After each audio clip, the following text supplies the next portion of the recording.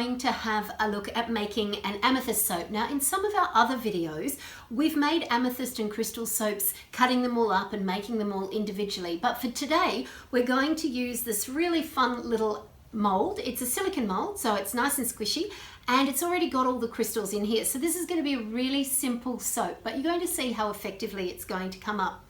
In order to use this, what we're going to need is some ultra clear melt and pour soap base.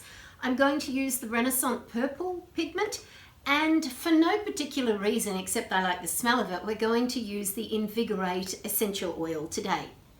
So let's get started. First of all, we're needing to cut up a little bit of the clear soap base. So I've already chopped a piece off. We're just going to chop that into some sizable chunks so that we can melt it down a little bit more easily. And you could mix it up in a jug, but because I'm only going to make the one for your demonstration, I've cut some little silicone cups off that will melt just a small amount of soap into those. So we'll just throw a few little pieces of the clear soap into there to melt it down. You can melt it using any heat source, but today I'm going to use the microwave to melt those down. So we'll pop that in the microwave on high for 30 seconds.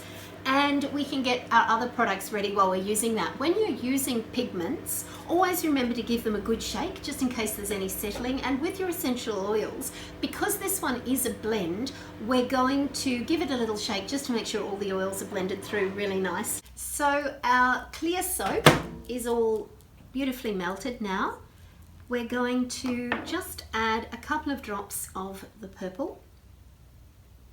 Now, you can always add more pigment or more color in later, but you can't take it out. So I always just add a small amount and see if I like that color, because if it's a little bit too light, then I can easily add another drop or two to it and give it a little bit more of a stir.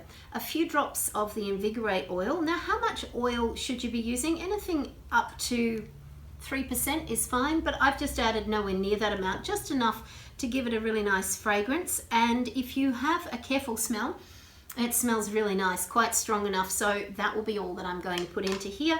And then all you need to do is take your silicone mold, and I love using these cups because you can push them into a pouring spout, and as you can see, it's a lovely purple color. Fill up your mold.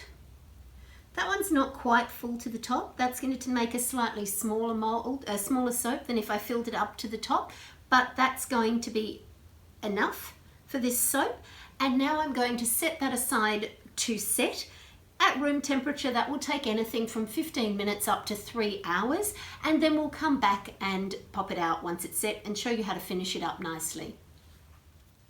Our amethyst is set now, and we're going to unmold it. You can see it's not quite full, so we could have filled it right up to the top, but it'll just be a little bit smaller. So just stretch the silicone mold and pop the amethyst crystal out. Now, it already looks really pretty, but we want to really show up some of these lines and the marks in the amethyst. So what we're going to do is just dip it into the golden pearl mica, brush off the excess so that you only get a hint of it, and then just very lightly take it over the top and just pick up all of your crystals in your amethyst. You can go around the side as well because it's got some little growth lines there, and you'll see how just by highlighting a few of those marks or the points, the crystal tips, it brings the whole thing to life just a little bit more.